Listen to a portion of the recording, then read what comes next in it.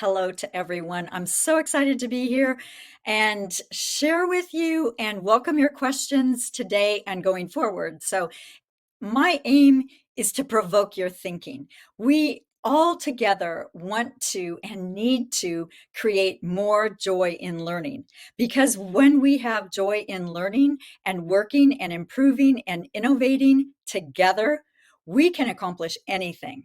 So, I would like to think about a time that I was with a group of educators and they were working on their mission statement, their vision, and they had done this every year, as is typical strategic planning and so forth. The groups get together and that's what we discuss. And every year, the vision, the mission statements got longer and more complex. And I asked, and I was challenging them with that process. And finally, with a little bit of exasperation, I said, "Why did you go into education?" And out of that, long story short, they created to create the joy in learning. We want to make a difference in students' lives. We want to have fun. And and having fun working together, learning together can be really hard work and rigorous, but it's still fun because it's dynamic and passionate and exactly what we need.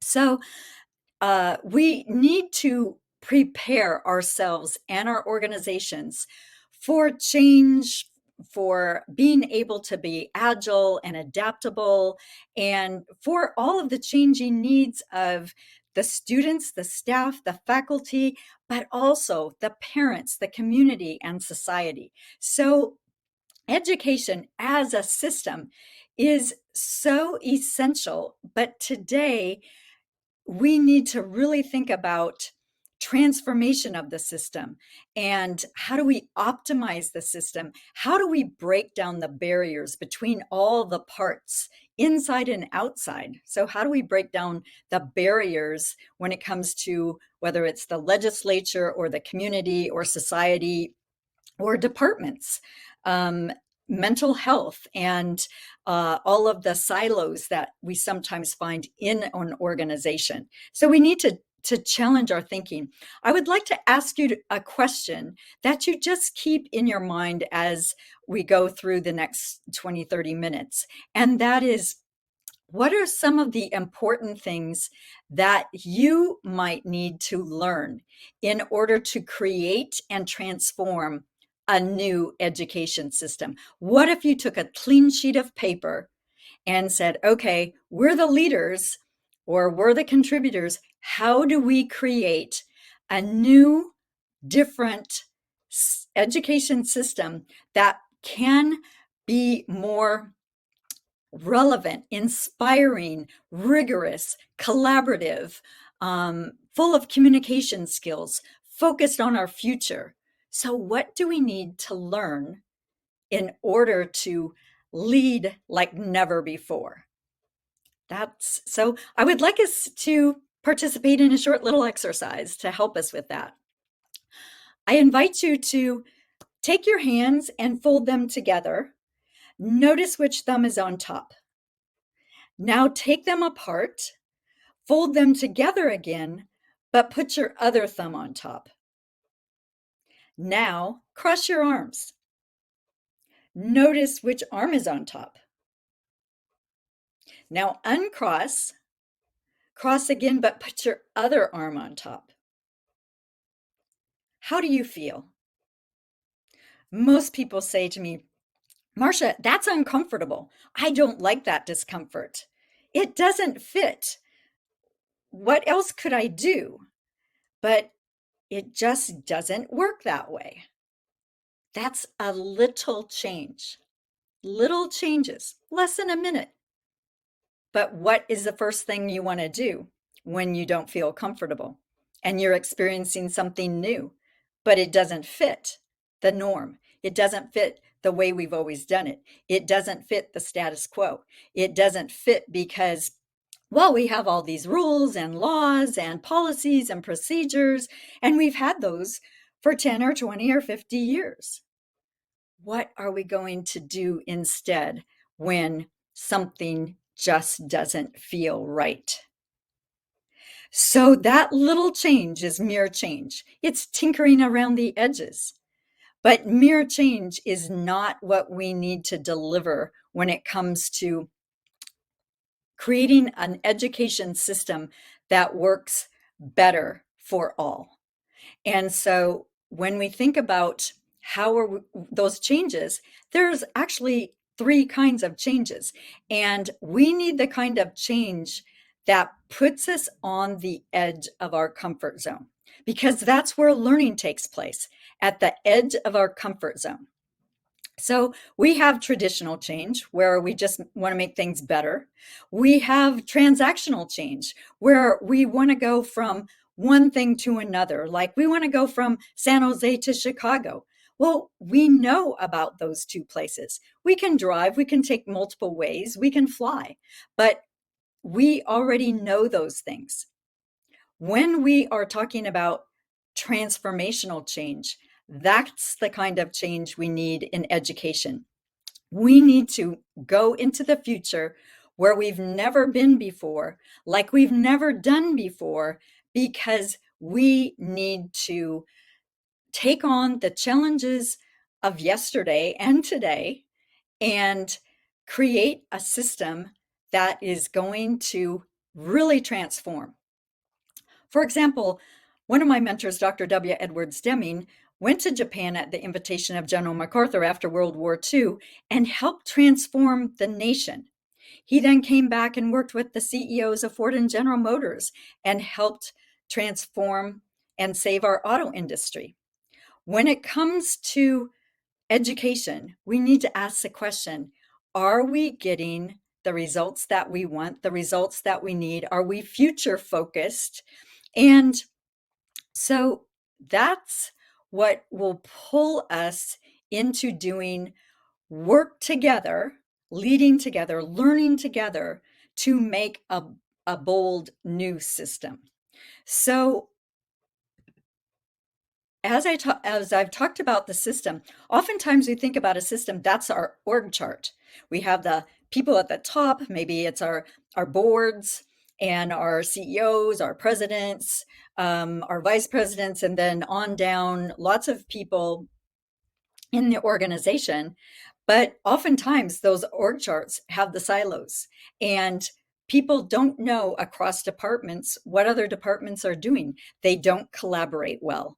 And there's variation in that. Some organizations, some education systems are doing really well, focused on education as a system, and others are really struggling, and they really face a lot of problems because they don't think of education as a system. So when we think about, what are the inputs that we need? What are all of the parts that need to work together in our education system? So we have all of the departments, but we have to think about all of the supporting areas. What's a staff doing? What's administration doing? Do we have the support, especially now that we need in the mental health areas? And I've done a lot of research and had a lot of conversations, even in the past week, with people about what are you doing to support students and your whole organization, the faculty and the staff too. And some parents are really struggling, and that impacts the students. So there's so much relevant, amazing data out there that I've seen even in the past week. But the declining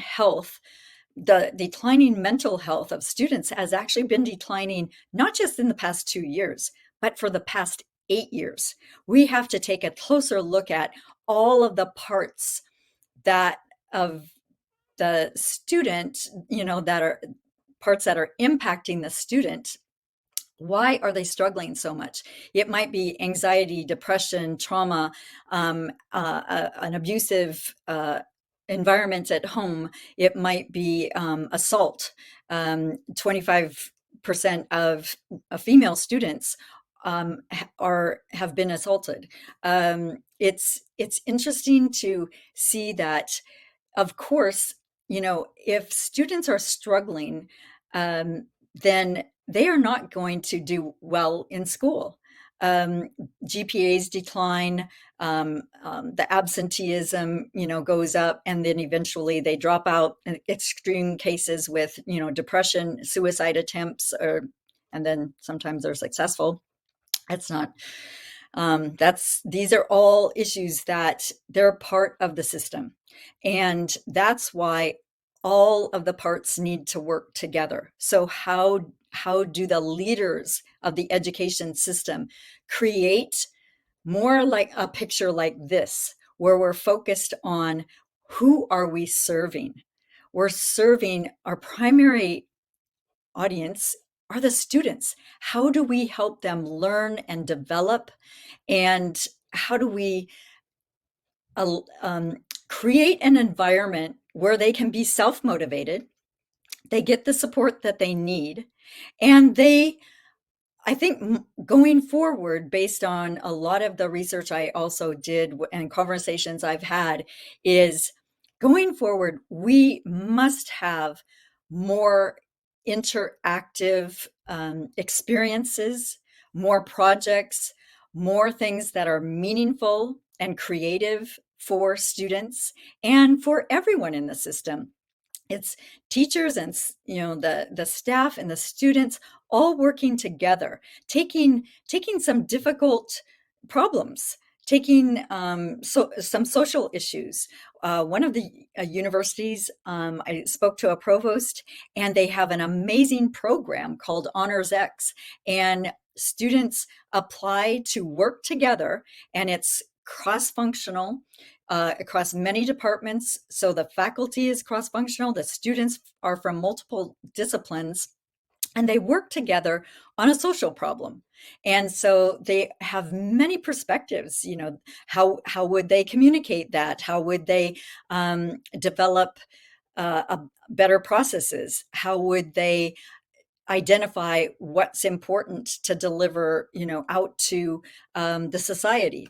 How would they, let's say they take on sustainable change or climate change or problems with homelessness in urban areas or something like that. These are the things that they're tough, and yet the more creative the students and the faculty can be and work together cross-functionally, they get a lot of different perspectives, but they're thinking about the whole. What are we trying to accomplish together?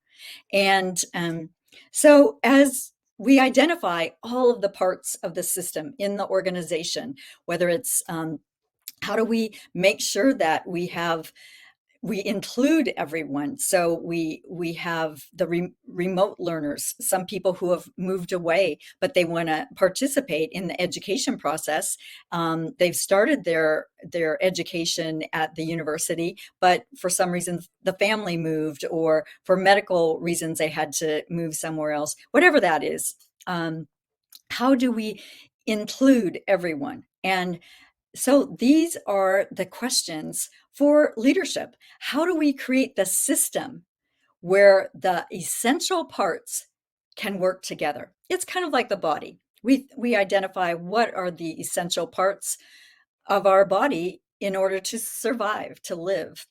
Well, I don't really need this little finger, and I don't even really need, my leg. But while I like them, they're not the essential parts. And that's what you look at and where you put your energy when you're looking at education as a system. And when we get new ideas coming into that system, we need to think about how can we, work on the things, together with those new ideas. Let's bring in as many creative ideas as possible, and also identify the barriers. What are the things getting in our way of us accomplishing what we need to accomplish for students for the future? What are the things that we need to create to support them going into the future?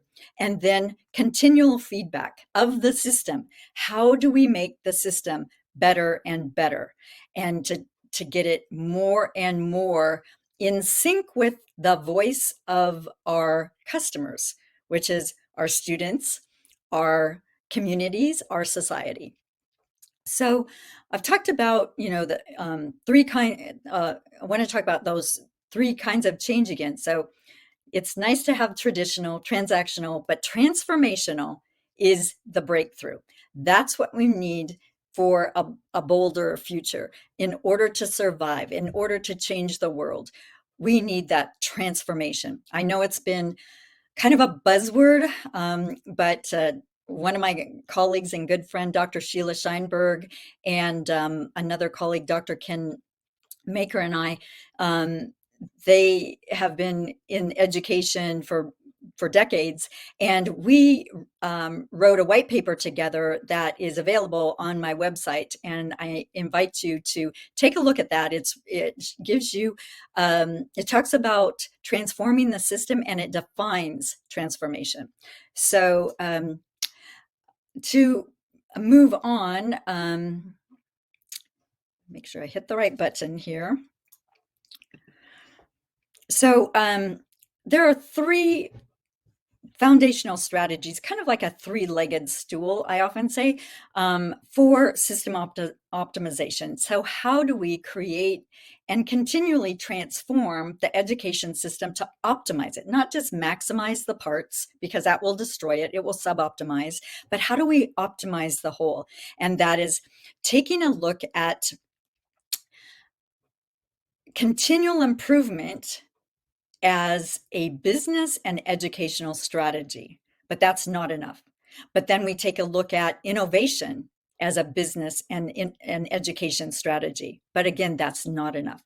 And the third, quality as a business and educational strategy.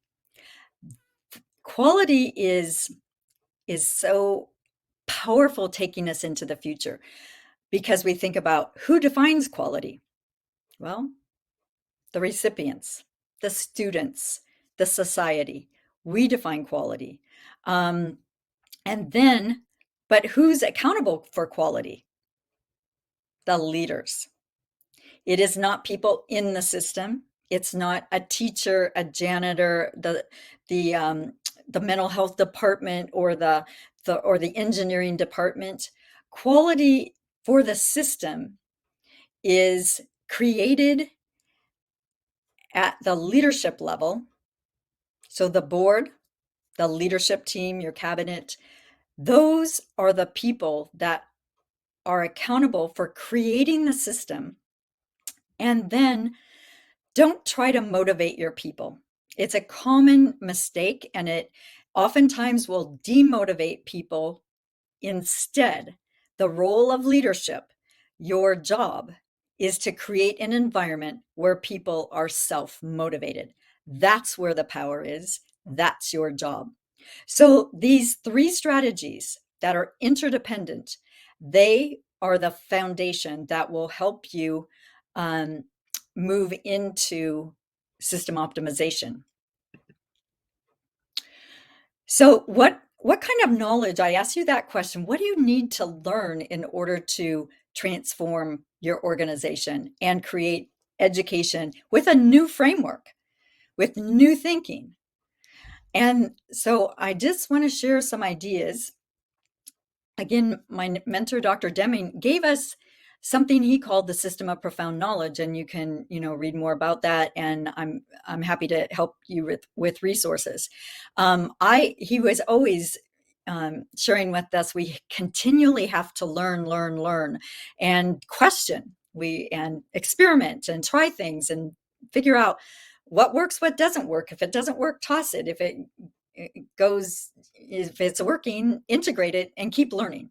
So he gave us 4 parts of this system of profound knowledge, and I've added a 5th because over my decades of working with boards and executive teams, leadership teams across all sectors, from education, small and large, corporations, healthcare, nonprofits, government agencies, and the military, all of these foundational things are all parts that you need to learn and integrate. The most important part in this slide are the arrows, and it doesn't go exactly around, but it crisscrosses too. I just didn't add all the arrows in there. But so most importantly, people need, I always think they need to have systems thinking knowledge. So create your system. What's the aim of a system? And the system must be led. Secondly, statistical thinking. Are you looking at data over time and in context? And how does that data interact? How is it interdependent with other parts of your system? So you're not looking in silos, but instead you're looking at how things impact other things. Theory of psychology. How do we learn? How do we think about how people are motivated? What motivates them? How does everyone experience things differently? What are the things that we can do? What are the methods and ways that we can create so that people have different experiences? Then theory of knowledge. How do we build knowledge together? That's kind of like, we want to say sometimes, well, our corporate or our competitive edge. What's that competitive edge?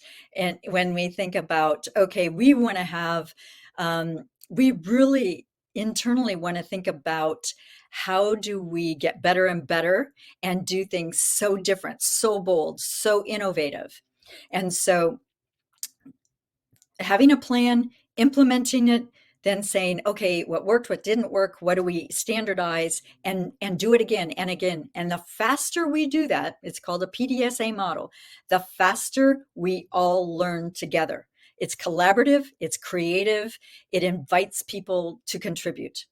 And then another part here that I contributed is about the importance of communication and the diffusion of communication. Because if we're talking about, well, we've got our aim and we've got the vision of where we're going forward, and we'll continually improve that, and we've got the data and we've got an environment, but if leaders do not communicate effectively, everything crashes down. If there's not enough communication, if it's not efficient, if it's not effective, if we don't have multiple channels, the key is if the leadership is saying, this is the aim of our education system, this is our direction, and people don't understand how they contribute and how they fit in, then you've got that breakdown in communication. And you can't, that will just sub-optimize your system, and people will work individually, they'll work in their pockets, in their departments, but they won't put it all together in order to achieve what you need to achieve together. And so when we think about, we want to create the thinking when the students leave, it's not about how many A's or even their GPAs or so forth.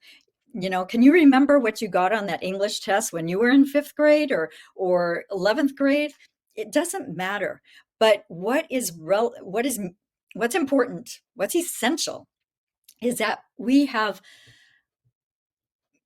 a qualitative focus. So are we helping students learn how to create their lives to be meaningful, relevant, inspiring? Can they do rigorous work? Can they communicate well? Can they problem solve? So do they have social skills? Can they adapt? Can they pivot? Can they ask good questions, relevant questions? So these are some of the things that we want to look at.